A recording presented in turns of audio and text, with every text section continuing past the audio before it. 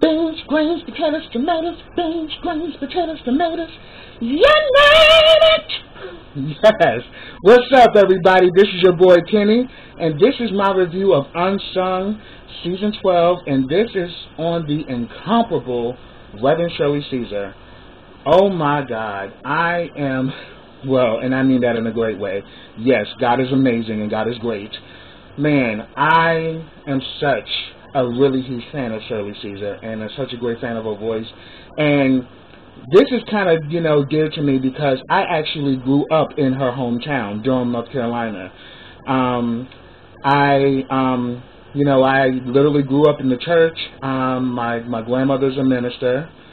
And currently, right now, she's in the hospital, and I ask you guys, to pray, pray that the Lord restores her health, and and I just have faith that God's gonna pull her through, and she's a fighter.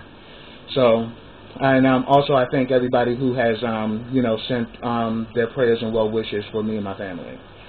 But yes, this episode gave me life because I remember the first time I saw Shirley Caesar. My grandmother was watching the Stellar Awards when, I think at the time I was like maybe, 10 or 11. And I just saw Shirley Caesar perform, and I literally stopped dead in my tracks. 11-year-old kid, because I was so amazed by her voice and her talent.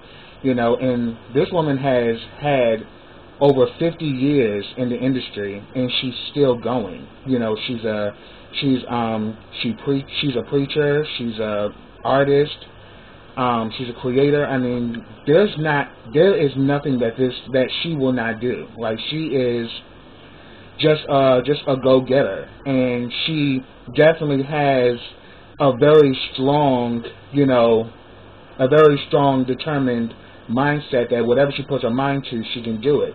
And that's definitely something that you get, within Durham, North Carolina. I mean, Durham was considered like the Black Wall Street at one time. I mean, it was actually filled with a lot of, black entrepreneurs. And, it was a very, there was a lot of wealth that was generated within the black community, within Durham, North Carolina. And to grow up in that kind of environment, it kind of explains why I'm an entrepreneur today myself. But let's actually talk about this episode. She has, over 40 albums in her career. She has 11 Grammys. Go girl.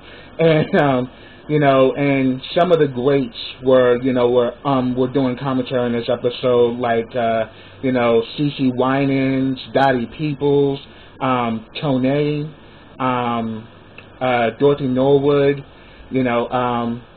Clarence Clark Sheard. I mean, some of the biggest names all were, doing commentary and were paying homage to this legendary woman, the queen of gospel.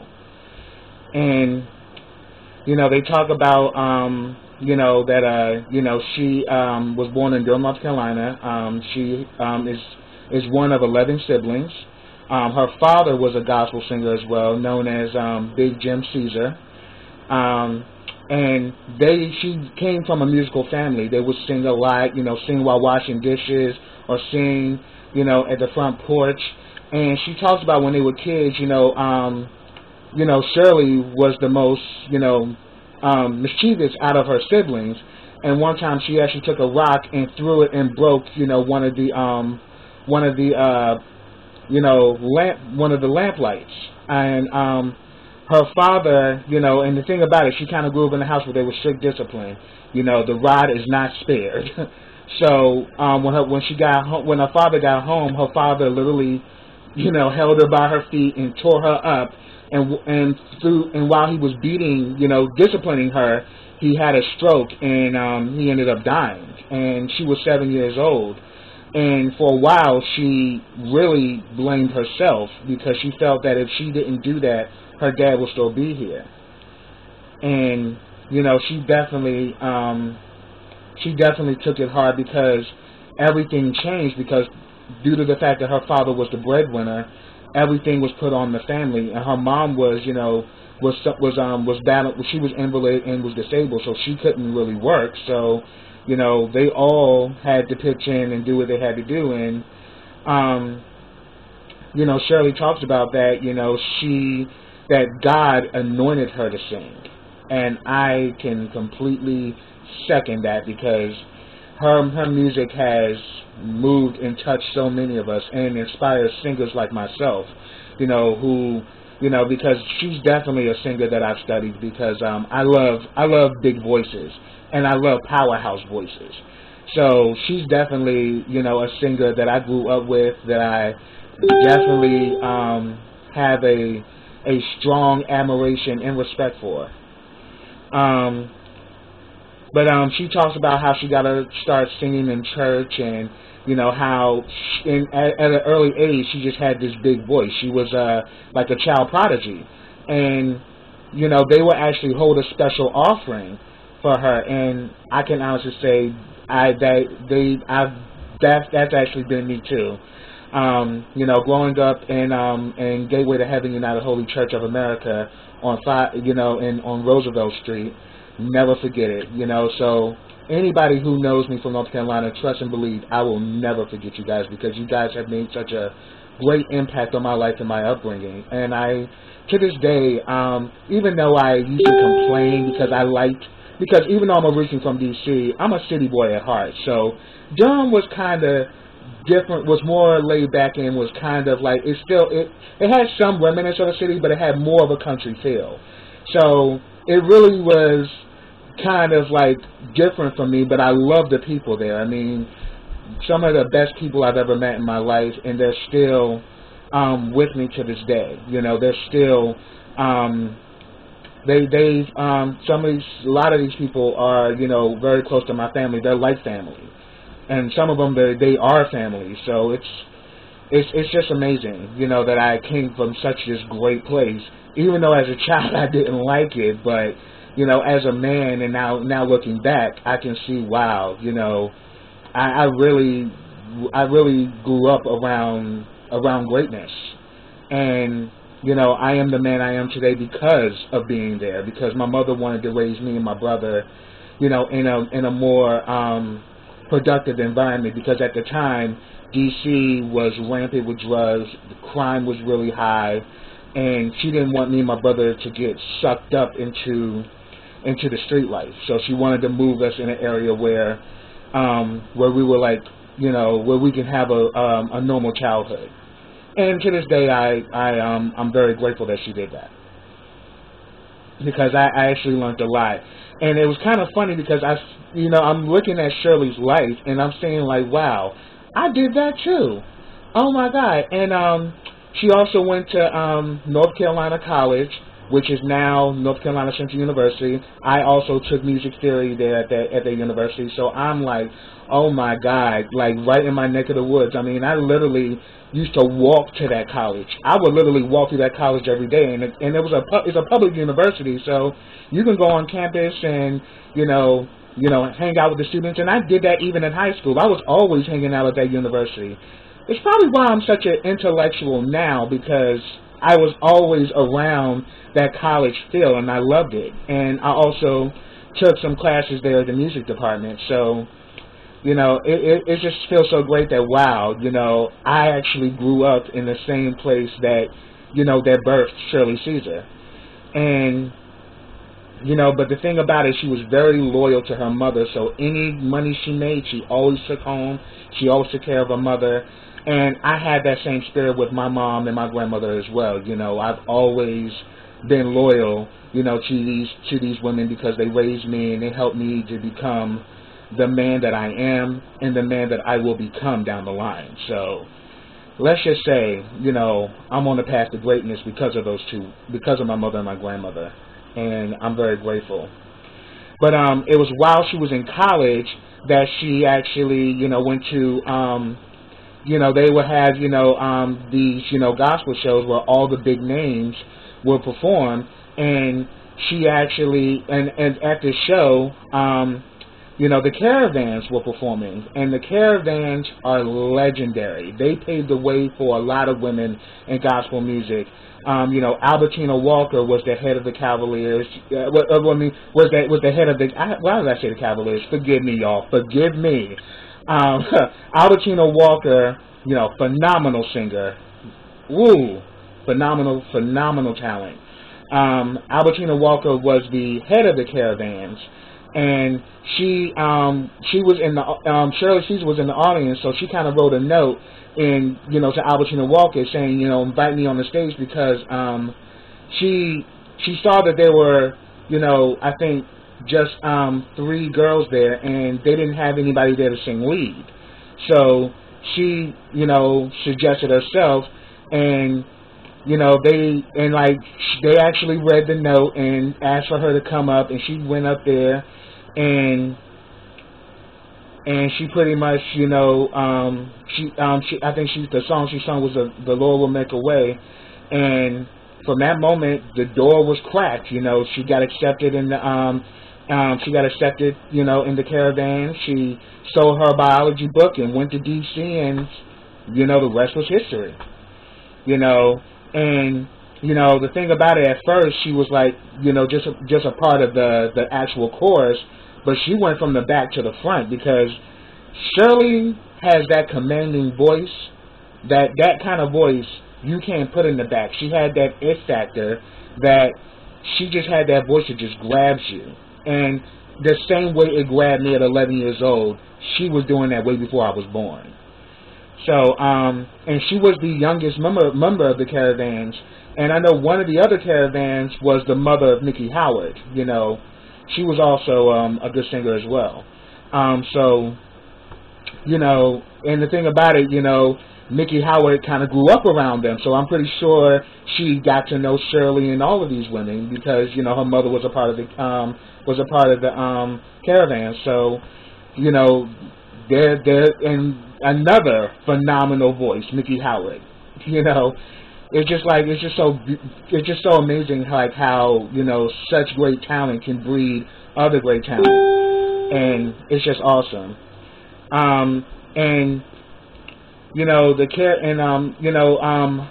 Also what they talked about in this episode, they were with this label, I think it was called Hob Records. They actually offered her a $2,000 deal they offered her a $2,000 contract, for her to do a solo album. And, she brought it up to Albertina Walker,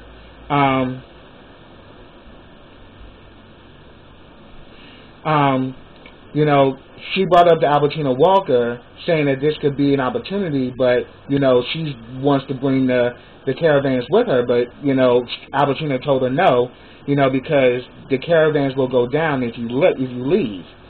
But, I think 3 years later, they came back, so she denied it the first time, but 3 years later, they came back with even more, I think, lucrative deal, and that time she said yes. And she left the Caravans, and she started her own group, the Caesar Singers, and she became a solo artist. And her first album, in the song "Put Your Hand in the Hand of the Man," like you're putting your hand in the hand of God. That actually won her first Grammy in '71. You pretty much had Mahalia Jackson, but yet Shirley Caesar was the first one to win a Grammy. The first woman to win a Grammy as far as gospel music. And she talks about how she saw this house and she wanted to buy the house for her mother. She knocked on the door, met the owner, and pretty much negotiated a contract and got the house for her mom. So everything she's done has been to support her mother, and I think it's a strong conviction because due to the fact that her father was was deceased, she took the responsibility that, look, I got to take care of mama now that dad can't. So the fact she took on that responsibility, that's something I admire, and it's something that that is just priceless and one of the most great things you can do, for the people who brought you into this world.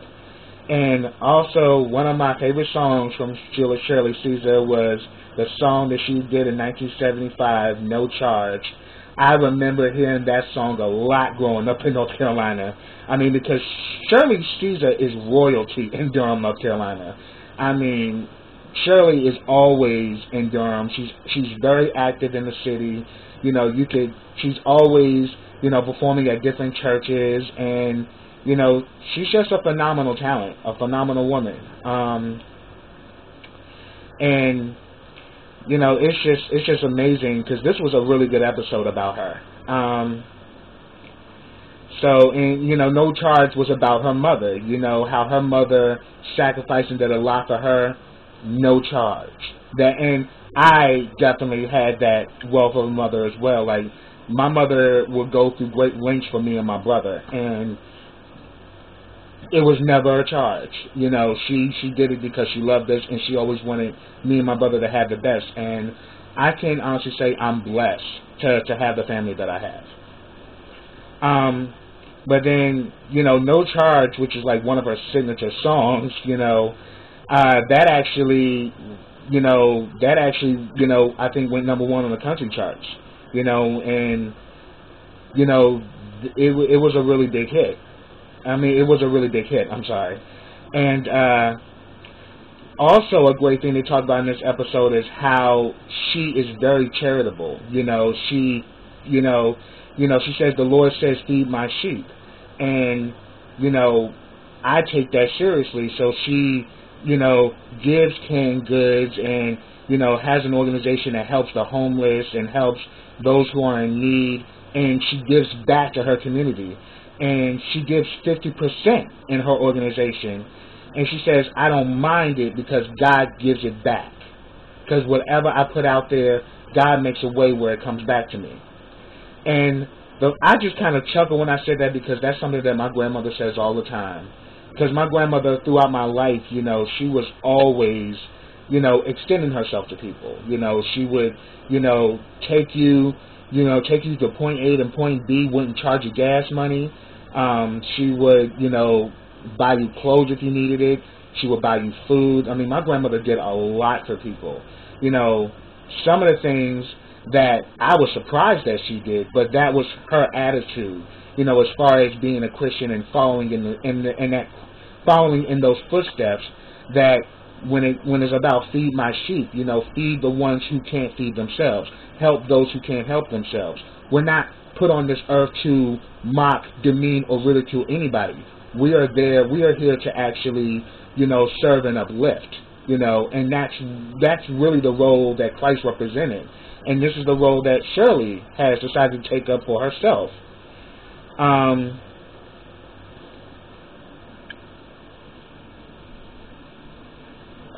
you know, they pretty much also talk about, you know, let's see. And then they also talked about, you know, where she ended up leaving Hob Records after a while, because she really wasn't getting the compensation, or, you know, even though she had some big hits, she really wasn't getting that mass appeal, so she wasn't able to make the kind of money that other artists were making. So eventually she left, and she kind of label hopped for a while, but in 1980 she signed with World Records, you know, and her album Rejoice won her second Grammy. And, you know, she also kind of went through a time where people, you know, kind of were judging her because all these years she was single. She never had a man, you know, so it just left people to kind of draw their own conclusions, like, when are you going to settle down? When are you going to get married? I never understood that, you know, because at the end of the day, I think people should get married when they're ready, and that's if they want to get married. You know, marriage is a big step, but in, like, the church, it's more like it's kind of forced. Oh, when you going to get married and have some kids? Yeah, and we're seeing that a lot of people who are forced down that road, people who are kind of forced into that, they're not together anymore, you know. So it's like we kind of have to really think and adjust when it comes to that look. Yeah, we want people to find love and find happiness, but they have to do it on their own terms and when they're ready to do it. But, you know, she was judged and was mocked and was kind of made fun of because all this time she was, you know, doing her, you know, she was committed to her career. She was committed to, you know, her mission, her you know, her duty, you know, her calling. And when you in that realm, you ain't thinking about no relationship. I mean, when you're kind of in that zone and you're locked in and you're about, you know, creating great things. And she even said it, that, you know, she really wasn't the type of person that was going to go around sleeping around with people. She said that I was going to wait for God to introduce me to my husband, and I was going to wait until I met him. And she actually did. You know, she found the love of her life, you know, Bishop Harold Williams. They actually got married after knowing each other for 6 months, and they did have this very big wedding, and it still is one of the most talked about weddings in Durham to this day. Because, you know, she went all out, and you're supposed to on your wedding day, and you know, the wedding pictures looked amazing. You know, and you know, she won 2 more Grammys in '84, and she won another one in '85. In 1986, her mom had passed away from a stroke, which really put her in a deep depression, because her mother was like her biggest inspiration, someone that she not only looked up to, but someone that she cared for. And she really went through a hard time after her mom died. And if anything, and like, for example, they also showed, you know, Dr. Bobby Jones, you know, Bobby Jones Gospel. I mean, I grew up every Sunday. Grandma had Bobby Jones Gospel on, and it was on and popping. So I mean, every Sunday before church, you know, I just knew the theme, like, we like gospel music, like. we knew what time it was. Okay, Bobby Jones is coming on, so we got an hour, and then we got to get out of here and go to Sunday school, and you know, we got to get to church ourselves. You know, I have those great memories, but you know, Bobby Jones actually, it was around the time her mom died. I think 3 or 4 days after the death of her mom, she had a show to do, and you know, Bobby Jones was concerned, and he was like, "Are you going to be okay?" She's like, "Yeah, I'm a professional," and she also says that God brought her through it. You know, in those hard times, it's God that moves you. And I definitely agree. And then also she talks about, you know, the album, you know, Live in Chicago, where one of her biggest hits, you know, this is, I think, her signature song, is Hold My Mule. You know, you know, the album went gold, and Hold My Mule was #1 for 52 weeks. That is groundbreaking. You know, and I definitely used to hear that song a lot. Hold my mule, hold my mule, hold my mule. I used to love that song, like, and no one can sing it like Shirley. That's for sure. And definitely, also in 1989, she actually ran for city council in Durham, and she won. You know, so she is very loyal to her hometown, and she's very loyal to the people of Durham County. And you know, it's just rewarding and refreshing that I actually grew up in this place and had some similar situations as she did. So this was kind of awesome for me.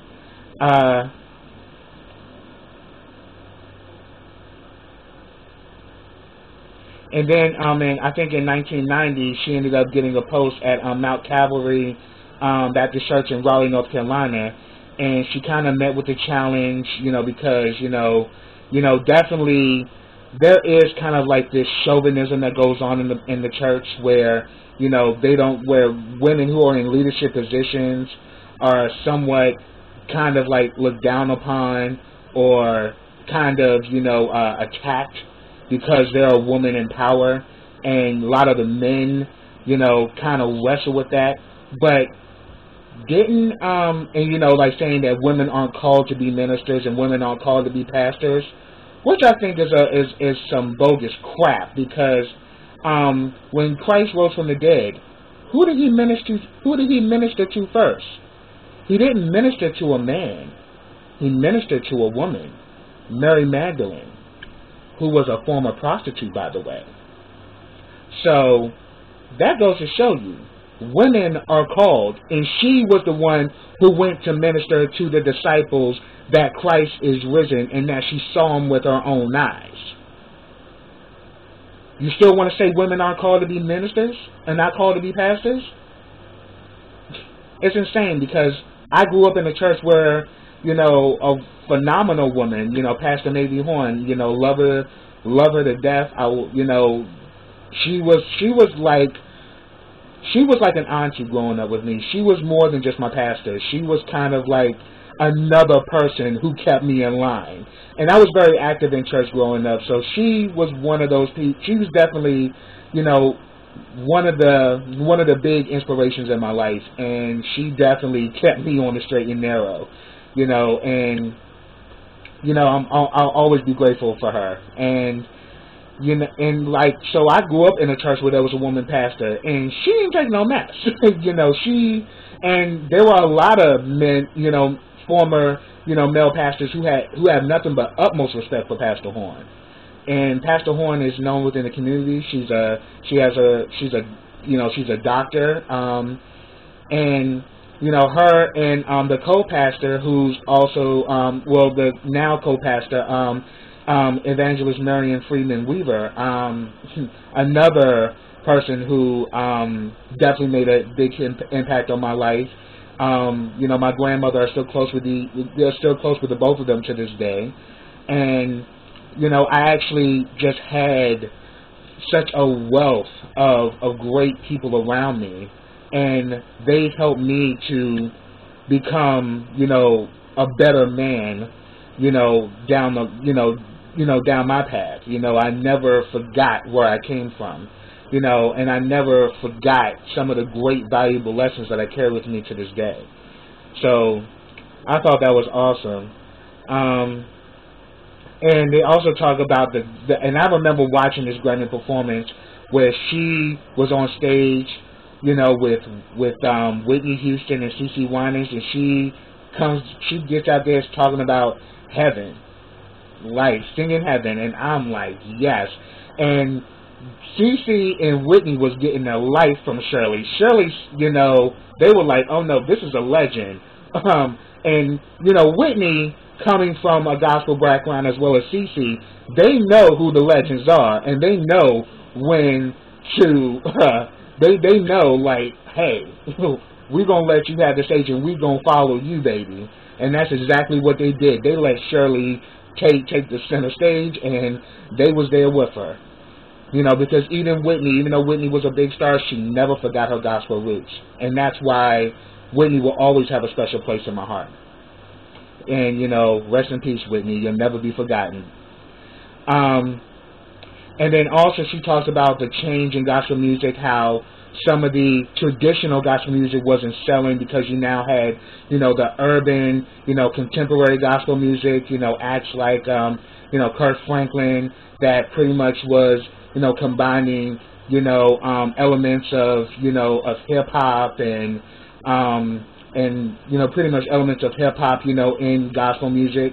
So gospel music started to have a more, you know, fresher sound. And, you know, she also talked, and then we pretty much also, you know, the song she does with Tone, I Know the Truth, and he's telling, like, I know the truth, he's telling lies, talking about the devil. And the song went number 3 on the gospel charts. And she actually raps on the song. And I remember that because, like, I was watching it again last night. It was a while since I seen that performance. But when she was, like, getting it, I was like, you better go, Shirley. Yes, you better spit. You better. I'm like, shoot, you better spit them lines. You better get it. I was so here for it. I was like, look at her go. I mean, hey, if you can sing, you can rap. You know. You know, it's, I mean, hey, when you're singing on the beat, and when you're rapping on the beat. So, and she was getting it too, and I was like, yes, Shirley, God is good. I was so here for that. And she also talks about when she met Michael Jackson for the first time, and Michael Jackson reached out and wanted to meet her. because Michael was such a fan of her. I mean, she said that when I hugged him, I was also praying for him. Because we all know some of the trials and tribulations that Michael dealt with in his life, which ultimately led to his demise. But you know, it was great that Shirley treasured that moment that the king of pop wanted to meet the Reverend Shirley Caesar. So show you right there, God works in high places.